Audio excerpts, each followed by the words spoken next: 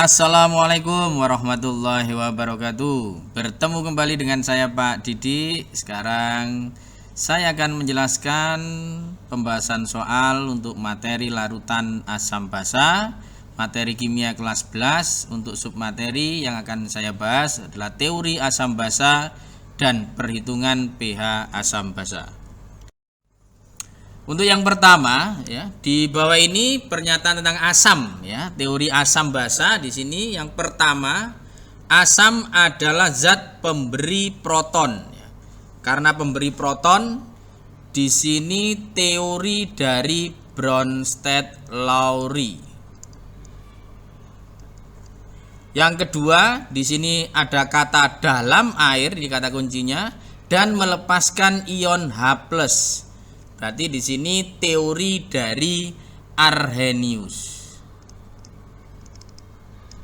Yang ketiga, asam adalah zat penerima pasangan elektron. Ada kata kunci penerima pasangan elektron.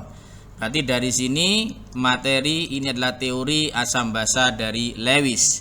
Pernyataan 1, 2, dan 3 berturut-turut. Berarti yang pertama Bronsted-Lowry, yang kedua Arrhenius, dan yang ketiga adalah Lewis. Berikutnya yang kedua, di sini pertanyaannya adalah asam menurut Arrhenius. Ya. Menurut teori asam basa Arrhenius, pengertian asam adalah zat yang apabila dilarutkan dalam air, jadi dilarutkan dalam air, akan menghasilkan ion H+. Jika basa, ya, jika dilarutkan dalam air akan menghasilkan ion OH, OH- di situ ya. Nah, pertanyaannya di sini adalah asam, ya. Berarti yang menghasilkan ion H+, ya. Yang menghasilkan ion H+ adalah nomor 1 dan 4, yaitu C6H5OH dan HCN.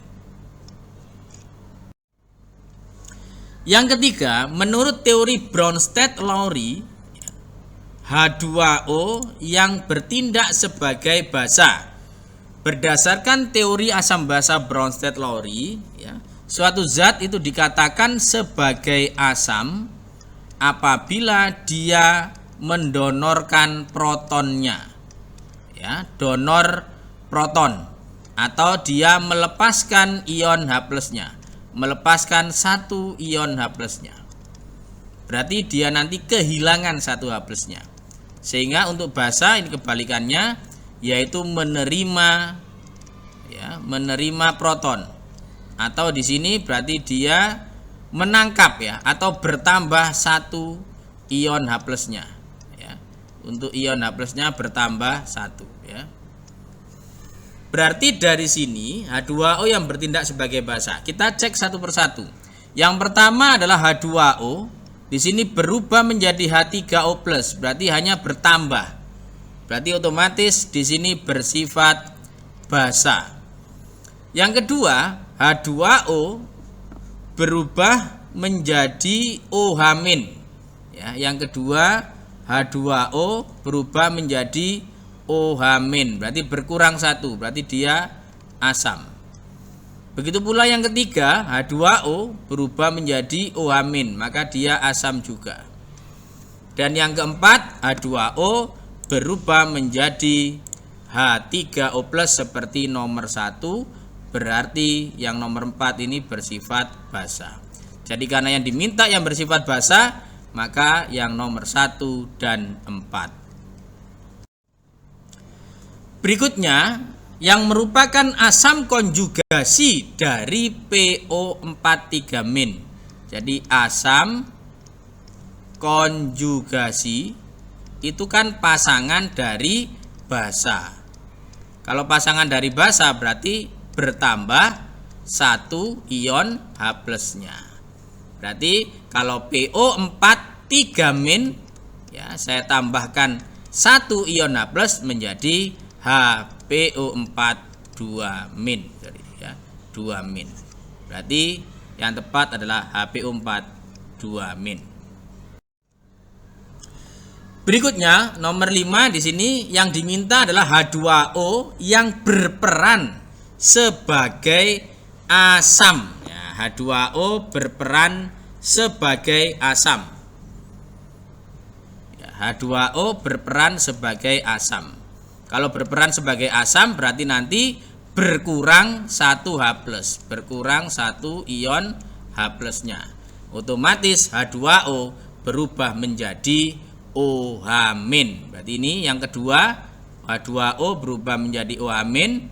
Begitu pula yang keempat juga sama, H2O berubah menjadi OH-. Berarti dia bersifat asam. Untuk yang nomor 1 dan 3, di sini H2O berubah menjadi H3O+, berarti kan bersifat basa. Begitu pula yang ketiga, di sini H2O berubah menjadi H3O+, bersifat basa. Karena pertanyaannya yang bersifat asam, maka yang tepat adalah 2 dan 4. Berikutnya, menurut Lewis, NH3 berperan sebagai basa karena apa? Berdasarkan teori asam basa Lewis, asam itu menerima elektron. Ya, menerima elektron. Sedangkan basa otomatis dia melepas elektron, atau lebih lengkapnya memberikan pasangan elektronnya. Ya, memberikan pasangan elektron. Berarti NH3 bersifat sebagai basa karena NH3 memberikan pasangan elektron kepada BF3. Nomor 7, air aki dapat memerahkan kertas lakmus biru. Ya. Jadi kalau ada kertas lakmus di sini untuk menguji keberadaan suatu senyawa, dia asam, basa atau netral. Kalau asam, maka lakmus merah, ya, lakmus merahnya ini tetap merah. Lakmus birunya jadi merah. Intinya semuanya menjadi merah. Kalau basa berarti kertas lakmusnya untuk lakmus merah menjadi biru. Ya, untuk lakmus biru, ya, untuk lakmus biru tetap biru. Sedangkan kalau netral, ya, lakmus merah tetap merah, biru tetap biru. Ya, jadi lakmus biru ya tetap biru.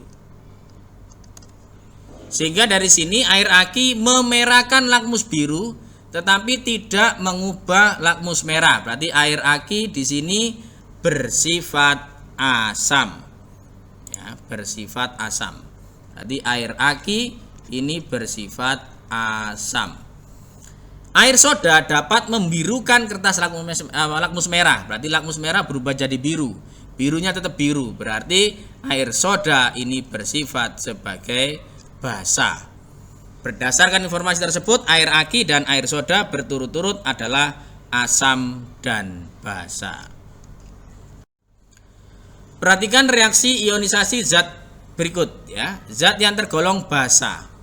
Ya, zat tergolong basa, ciri-ciri basa adalah menghasilkan ion OH-, ya, OH-. Berarti ini yang nomor 2 ada OH-. Kalau nomor 3 H+, berarti dia asam. Nah, nomor 4 juga OH-. Berarti yang tepat adalah 2 dan 4 karena menghasilkan ion OH-. Perhatikan hasil uji sampel berikut, ya. Indikator trayek pH dan perubahan warna serta sampel yang ada di situ. Yang pertama, dengan metil merah, trayek pH-nya 4,2 sampai 6,3, perubahan warnanya merah sampai kuning dan sampelnya kuning. Ini saya jelaskan terlebih dahulu. Jika muncul warna yang sebelah kiri, itu tandanya pakai angka yang sebelah kiri, tapi tandanya kurang dari sama dengan. Kalau muncul yang warna sebelah kanan, ya misalkan muncul warna kuning, ini menganut angka yang sebelah kanan, tapi tandanya lebih besar sama dengan. Berarti kesimpulan yang pertama, pH yang pertama adalah sampelnya warna kuning, berarti pH-nya lebih besar sama dengan 6,3. Yang kedua, muncul warna biru. Biru ada di sebelah kanan, berarti tandanya lebih besar juga. Berarti lebih besar 7,6. Ternyata dengan penoftalin PP, sampelnya juga warna merah. Warna merah di sini sebelah kanan, berarti tandanya juga lebih besar. Berarti lebih besar sama dengan 10. Jika menemui angka seperti ini, lebih besar dari 6,3, lebih besar sama dengan 7,6 dan lebih besar sama dengan 10, berarti karena tandanya lebih besar, maka kesimpulannya kita pakai angka yang paling besar. Berarti pH-nya lebih besar sama dengan 10. Jika tandanya lebih kecil, semuanya misalkan, ya kita pakai angka yang paling kecil. Berarti di sini yang tepat adalah yang pH lebih besar sama dengan 10.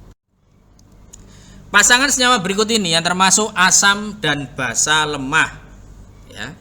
Yang pertama HNO2, ini asam lemah, NaOH-nya basa kuat. Salah ya, yang dimintakan asam dan basa lemah. HCN dan NH3 ini yang tepat ya. Karena yang C di sini HCl ini asam kuat, NKOH di sini juga basa kuat. CH3COH ini asam lemah, BaOH 2 kali basa kuat, H2CO3 di sini asam lemah, dan CaOH 2 kali basa kuat. Karena yang diminta asam dan basa lemah, maka yang tepat adalah HCN dan NH3.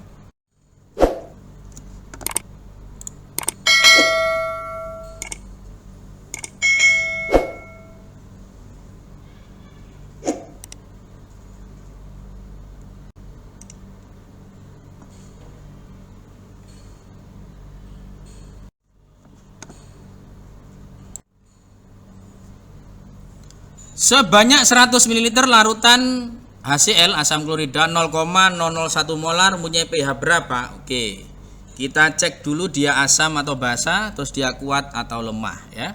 HCl ini adalah asam kuat. Asam kuat. Karena di sini sudah ada molaritas, maka volume di sini tidak penting di dalam penyelesaian soal. Karena asam kuat, maka untuk mencari konsentrasi ion H+ nya sama dengan molaritas dikali valensi H+ atau jumlah ion H-nya ya. Molaritasnya adalah 0,001 atau 1 kali 10 pangkat min 3. Valensi H+ nya karena HCl jumlahnya 1 ya 1, maka ketemunya ion H+ nya 1 kali 10 pangkat min 3. Berarti dari sini pH-nya sama dengan min log konsentrasi H+, maka sama dengan min log 10 pangkat min 3. Karena 1 tidak perlu ditulis karena log 1 sama dengan 0. Maka hasilnya adalah 3. Berarti pH-nya sama dengan 3. Berikutnya, apabila 0,005 mol H2SO4 dilarutkan dalam air hingga volume larutan menjadi 100 ml, pH larutan H2SO4. Nah, kita cek kembali H2SO4 di sini asam atau basa dan kuat atau lemah. H2SO4 merupakan asam kuat, maka kita perlu molaritasnya ya. Molaritas M besar sama dengan mol per liter. Molnya 0,005 atau 5 kali 10 pangkat min 3. Kita bagi 100 ml, ini kita jadikan liter adalah 0,1 atau 10 pangkat min 1 ya, 10 pangkat min 1. Berarti hasilnya adalah 5 kali 10 pangkat min 2. Berarti dari sini kita bisa menghitung konsentrasi ion H+ nya sama dengan molaritas dikali valensi H+. Molaritasnya adalah 5 kali 10 pangkat min 2, valensi H+ nya 2 karena H2SO4 ini.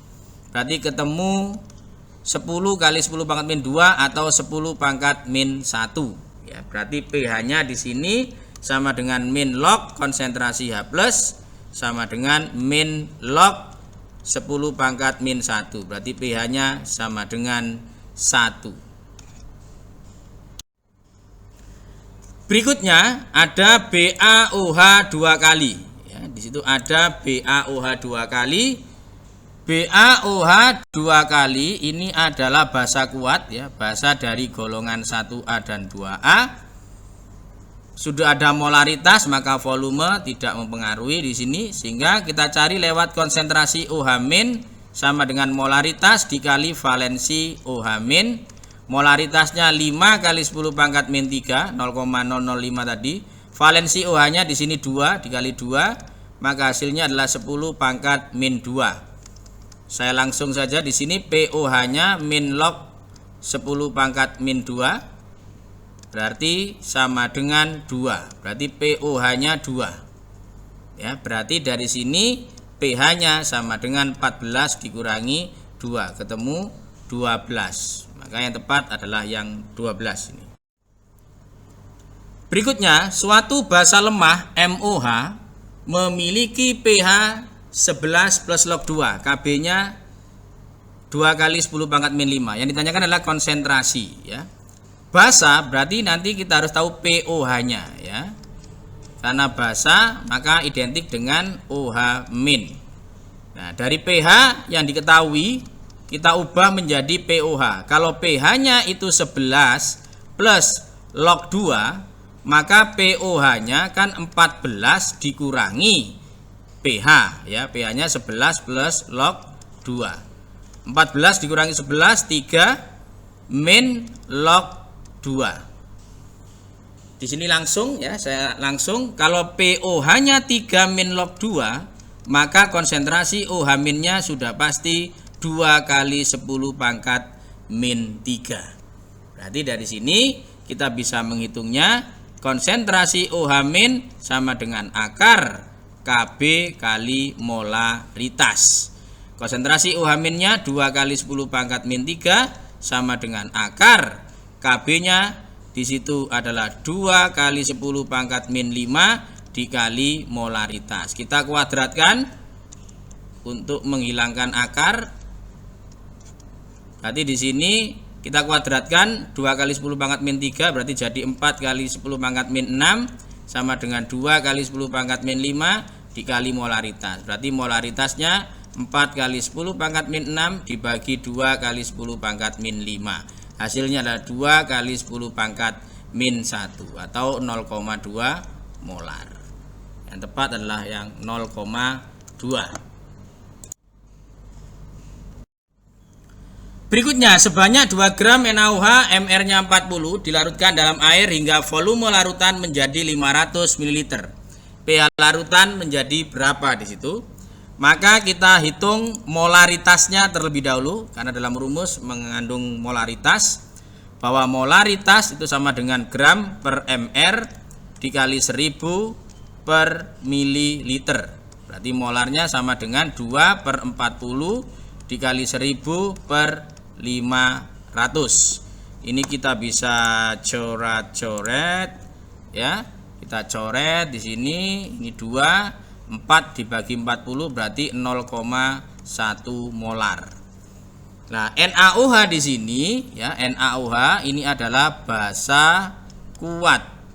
Maka OH- hati-hati karena dia masih basa, OH- dulu, molaritas dikali valensi OH-. 0,1 atau 10 pangkat min 1, valensi OH-nya 1 karena NaOH jumlah OH-nya 1, maka hasilnya adalah 10 pangkat min 1. Berarti POH-nya sama dengan min log konsentrasi OH- yaitu 10 pangkat min 1, berarti POH-nya 1. Karena POH-nya 1, maka pH-nya sama dengan 14 dikurangi POH, yaitu 14 dikurangi 1. Hasilnya adalah 13. Ya, yang tepat adalah 13. Berikutnya 3,4 gram Na3 MR-nya 17 dilarutkan dalam air hingga volumenya 400 ml. Na3 di sini adalah basa lemah. ya. NH3 ini jika dia berupa larutan berwujud NH4OH ya. Dia basa lemah. Kita cari konsentrasinya terlebih dahulu, bahwa molaritas sama dengan gram per mr dikali 1000 per mililiter. Gramnya 3,4, mr-nya 17 dikali 1000, volumenya adalah 400. Kita coret di sini, kita coret nolnya 2. Kita coret nolnya 2, 10 berarti 34. Ya, kita bagi ya, berarti 34 dibagi 17 dikali 4. Coret 2 per 4 setengah ya, atau 0,5 molar. 0,5 molar. Bisa kita hitung pH-nya lewat OH- terlebih dahulu di sini. OH- sama dengan akar di situ Kb dikalikan molaritas, berarti akar Kb-nya 1,8 10 pangkat min 5 dikali 5 kali 10 pangkat min 1. Maka hasilnya adalah akar 9 kali 10 pangkat min 6 atau 3 kali 10 pangkat min 3. Itu konsentrasi OH-nya. Berarti dari sini ya otomatis POH-nya sama dengan 3 min log 3. Berarti pH-nya sama dengan 14 dikurangi 3 min log 3. Berarti hasilnya adalah 11 plus log 3. Maka yang tepat adalah yang E di sini. Larutan CH3COOH 0,01 molar ya, terionisasi dengan derajat ionisasi berarti alfa di sini. Ya, diketahui molarnya 0,01 atau 10 pangkat min 2 molar dan alfanya adalah 0,01.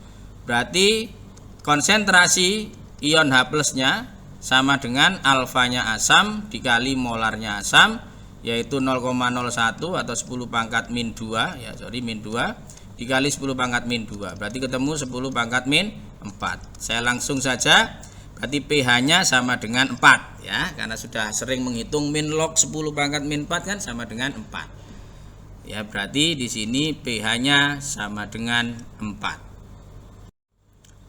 Berikutnya ada asam lemah HX dengan konsentrasi tertentu memiliki pH 4 min log 2. Maka besarnya derajat ionisasi untuk asam HX tersebut adalah ada Ka, ada pH ya. Berarti di sini asam. pH-nya 4 min log 2. Berarti konsentrasi H+-nya 2 kali 10 pangkat min 4. Konsentrasi H+ sama dengan akar Ka kali Ma. Berarti 2 kali 10 pangkat min 4 sama dengan akar Ka-nya adalah 2 kali 10 pangkat min 6 dikali molarnya asam. Ini dikuadratkan ya, dikuadratkan hasilnya adalah 4 kali 10 pangkat min 8 sama dengan 2 kali 10 pangkat min 6 dikali molarnya asam. Berarti molarnya asam sama dengan 4 kali 10 pangkat min 8 dibagi 2 kali 10 pangkat min 6. Hasilnya 2 kali 10 pangkat min 2.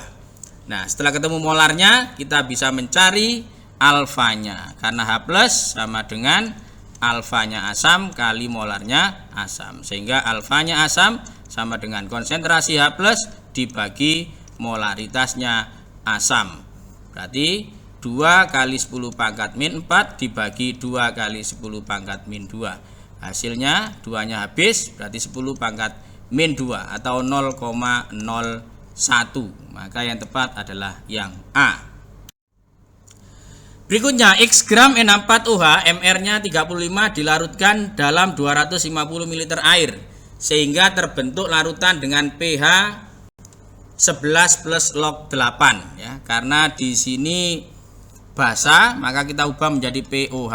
Berarti kalau pH-nya 11 plus log 8, berarti POH-nya sama dengan 14 dikurangi 11 plus log 8. Hasilnya adalah 3 min log 8 ya.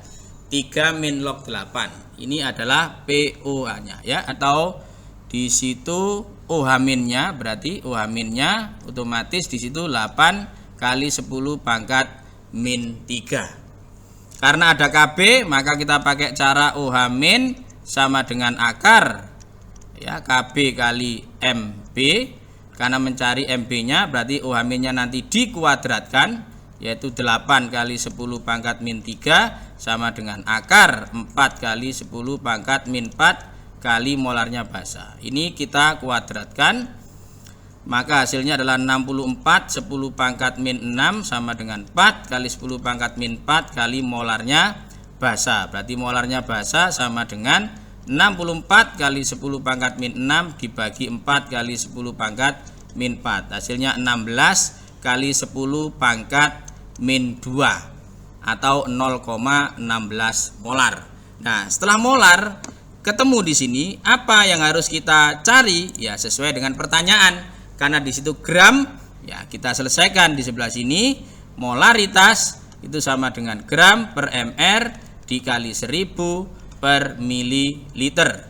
Molarnya 16 kali 10 pangkat min 2, gramnya ditanyakan, mr-nya 35, ini 1000 dibagi mililiternya adalah 250.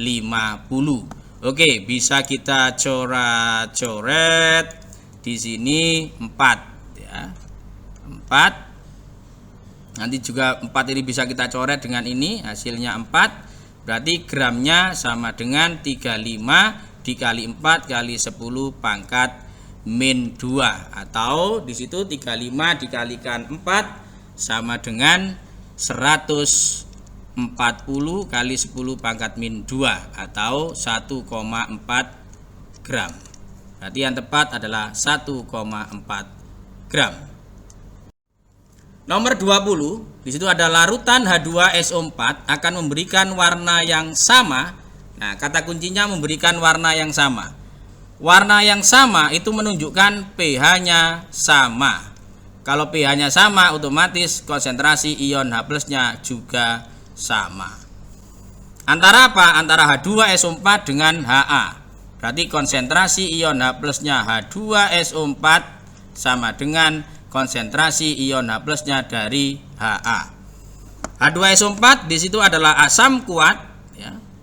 Asam kuat berarti molaritas dikali valensi. Molaritasnya asam dikali valensi asam sama dengan Ha asam lemah, berarti akar Ka kali Ma. Karena yang ditanya Ka, kita masukkan dulu. H2SO4 konsentrasinya 0,01, valensinya 2 ya, H2SO4 hanya ada 2, sama dengan akar Ka dikali molaritasnya 0,1.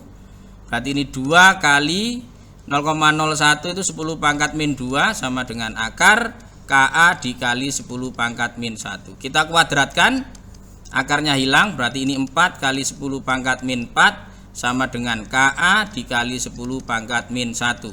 Berarti Ka-nya sama dengan 4 kali 10 pangkat min 4 dibagi 10 pangkat min 1. Hasilnya 4 kali 10 pangkat min 3. Maka yang tepat adalah yang D. Demikian pembahasan untuk materi larutan asam basa, submateri teori asam basa dan perhitungan pH. Sebelum saya akhiri, pesan moral dari saya ambil itu. Sukses bukanlah final, kegagalan tidak fatal. Keberanian untuk melanjutkan yang diperhitungkan. Salam cinta belajar. Assalamualaikum warahmatullahi wabarakatuh.